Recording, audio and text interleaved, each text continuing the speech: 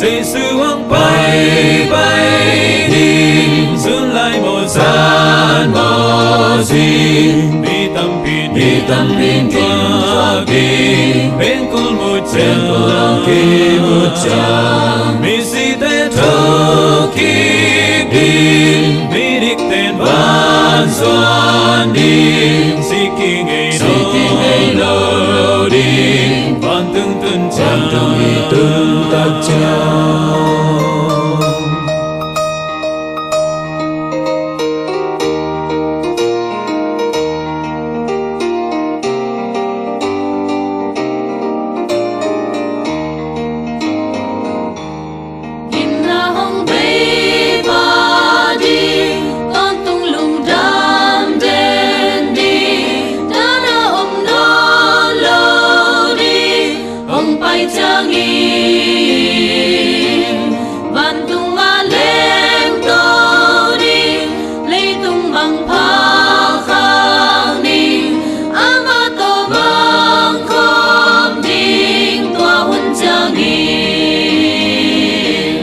Giêsu hăng bay bay đi xuân lại một gian mò gì mi tâm pin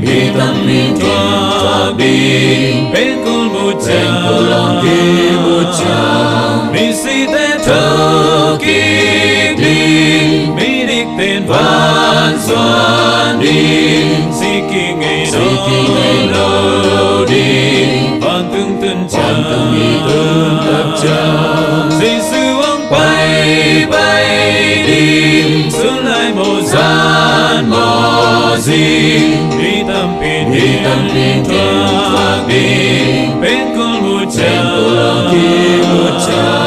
mi si te thâu kịp đi mi đích tên van doan đi si kỳ ngày